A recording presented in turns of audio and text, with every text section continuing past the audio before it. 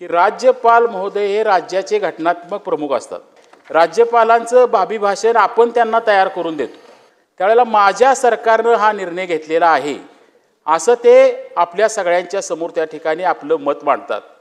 त्या राज्यपालांच्या अभिभाषणामध्ये त्यांनी जाहीर केलं की माझ्या सरकारनं शेतकऱ्यांनी ज्या स्वतः कर्ज काढून पाणी पुरवठा संस्था केलेल्या आहेत त्या संस्थांना आम्ही कर्जमाफी दिलेली आहे असं जाहीर केलेलं असताना पुन्हा वित्त आणि नियोजन विभाग जर त्याला असहमती दर्शवत असेल तर हे उत्तर बरोबर आहे का?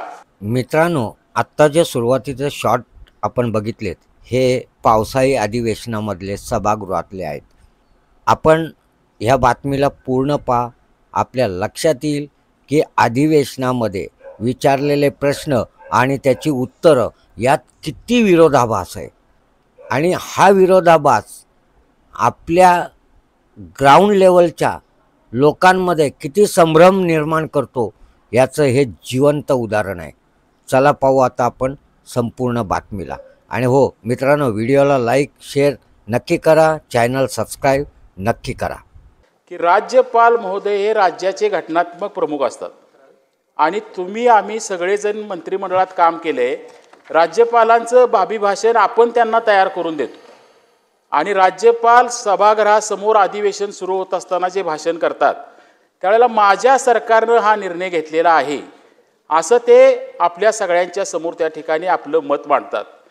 त्या राज्यपालांच्या अभिभाषणामध्ये त्यांनी जाहीर केलं की माझ्या सरकारनं शेतकऱ्यांनी ज्या स्वतः कर्ज काढून पाणी पुरवठा संस्था केलेल्या आहेत त्या संस्थांना आम्ही कर्जमाफी दिलेली आहे असं जाहीर केलेलं असताना पुन्हा वित्त आणि नियोजन विभाग जर त्याला असहमती दर्शवत असेल तर हे उत्तर बरोबर आहे का?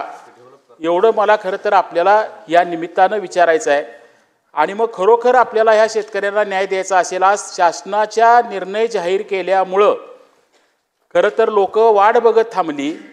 बँकांना शासनानं कळवलं नाही. साहेब, तुम्ही पूर्ण लक्षवेधी डेव्हलप करताय. नेमकं 2 आणि 7 पुढे ढकलण्याच्या संदर्भात माननीय मंत्री महोदयांनी पत्र दिलेलं आहे. मी ह्या 2, 7 आणि 8 या तिघही लक्षवेधी आपण रेग्युलर सत्रात घेणार आहोत.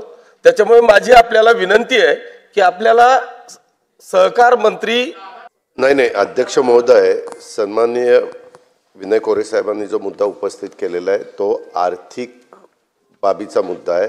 त्याच्यात आर्थिक जबाबदारी उचलावी लागणार आहे. मी आत्ता ते बघत होतो, अजून काहीतरी अद्यापपर्यंत उत्तर आलेलं नाही. दुपारी उत्तर येणार आहे ह्याच्याबद्दलचं. नाही, आत्ता मला तसंच सांगण्यात आलं, म्हणजे तशा प्रकारची माहिती देण्यात आली. मी वाटल्यास विनय कोरे साहेब जरी बाबासाहेब पाटील उत्तर देणार असतील तर त्यावेळेस मी सभागृहामध्ये हजर राहतो आणि मला जर त्याच्यात असं वाटलं की हस्तक्षेप करावा आणि त्याच्यामध्ये काही गोष्टी अधिकच्या सांगाव्यात तर विनय कोरे साहेब जरूर पाणी पुरवठा ज्या योजना आहेत त्या शेतकऱ्यांच्या बाजूने सरकार नेहमीच सकारात्मक राहिलेलं आहे. हे 2024चा निर्णय आणि त्याच्यानंतर आता नवीन सरकार आल्यानंतर काहीतरी वित्त आणि नियोजन विभागाने त्याच्यामध्ये काही आदेश म्हणजे त्यांचं मत मांडलेलं आहे. तर त्याबद्दल मी मुख्यमंत्री पण येतील, त्यांच्याशी पण थोडीशी फार चर्चा करून साधारण विनय कोरे साहेबांचं समाधान होईल अशा प्रकारचा मार्ग आम्ही काढू. लक्षवेधी क्रमांक 3